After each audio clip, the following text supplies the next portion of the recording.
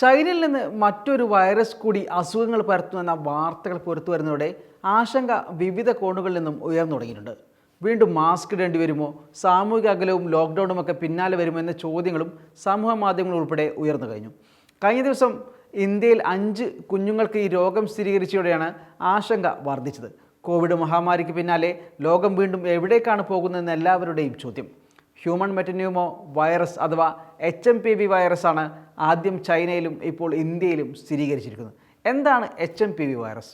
ഇത് എത്രത്തോളം അപകടകരമാണ്? എന്തെല്ലാം മുൻകരുതലെടുക്കണം? നമുക്ക് നോക്കാം. ആദ്യമേ പറയാനുള്ളത്, ചൈനയിൽ കഴിഞ്ഞ ദിവസങ്ങളിൽ റിപ്പോർട്ട് ചെയ്തെങ്കിലും ഇതൊരു പുതിയ രോഗമോ വൈറസോ അല്ല എന്നതാണ്. അതിനാൽ വലിയ തോതിലുള്ള ആശങ്കയും ആവശ്യമില്ല.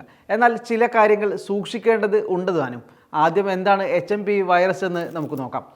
ശ്വാസകോശ അണുബാധയ്ക്ക് കാരണമാകുന്നതായി ഇതിനോടകം കണ്ടെത്തിയിട്ടുള്ള വൈറസാണ് HMPV.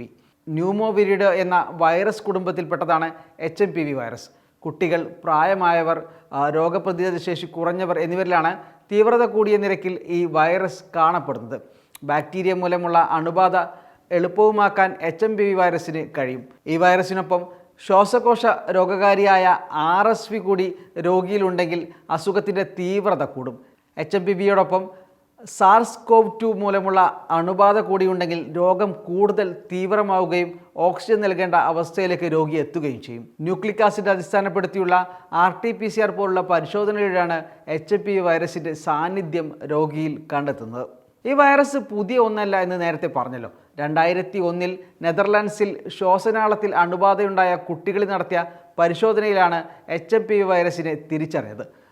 ഈ ഒരു സമയത്ത് തന്നെ ഇന്ത്യയിലും ചൈനയിലുമൊക്കെ ഇതേ വൈറസ് കണ്ടെത്തിയിരുന്നു. പിന്നീട് ഇത് സംബന്ധിച്ച് ചൈനയിൽ പഠനങ്ങൾ നടന്നിരുന്നു. പക്ഷേ ഇതുവരെ HMPVക്കെതിരെ ഫലപ്രദമായ ചികിത്സയോ വാക്സിനോ കണ്ടുപിടിച്ചിട്ടില്ല.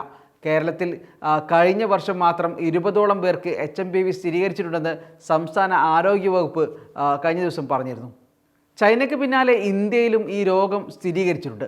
മലേഷ്യ, ഹോങ്കോങ് എന്നിവിടങ്ങളിൽ നിന്നും വൈറസ് റിപ്പോർട്ട് ചെയ്തിട്ടുണ്ട്. ഇന്ത്യയിൽ ബംഗളൂരു, ചെന്നൈ, സേലം, അഹമ്മദാബാദ് എന്നിവിടങ്ങളിലാണ് കഴിഞ്ഞ ദിവസം രോഗം സ്ഥിരീകരിച്ചിട്ടുള്ളത്. ബംഗളൂരുവിലെ 2 ഉൾപ്പെടെ രോഗം സ്ഥിരീകരിച്ചവരിൽ 5ഉം കുട്ടികളാണ്. ഇതിൽ ഒരു കുട്ടി ആശുപത്രി വിട്ടെന്ന ആശ്വാസ വാർത്തയും ഉണ്ട്.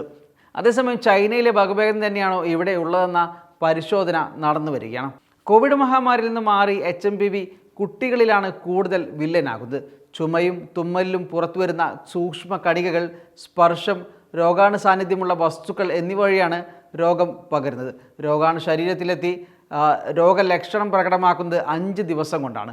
പനി, ജലദോഷം, ചുമ, തൊണ്ടവേദന, ക്ഷീണം, ശ്വസിക്കുമ്പോഴുള്ള ബുദ്ധിമുട്ട് എന്നിവയാണ് രോഗത്തിൻ്റെ ലക്ഷണം. പനി കഠിനമായി ഉണ്ടെങ്കിൽ സൂക്ഷിക്കുന്നത് നല്ലതാണ്. വീണ്ടും വീണ്ടും രോഗം വരാനുള്ള സാധ്യതയും വളരെ കൂടുതലാണ്. കൃത്യമായ പ്രതിരോധം തന്നെയാണ് രോഗം വരാതിരിക്കാനുള്ള മാർഗം. കൈകൾ സോപ്പ് ഉപയോഗിച്ച് കഴുകുക, സാനിറ്റൈസർ ആവശ്യമെങ്കിൽ ഉപയോഗിക്കുക, മാസ്കുകൾ ഉപയോഗിക്കുക, സാമൂഹിക അകലം പാലിക്കുക എന്ന പ്രതിരോധ മാർഗം തന്നെയാണ് ഇവിടെയും ഉപയോഗിക്കേണ്ടത്. Waytonikah.com, the exclusive Muslim matrimonial site.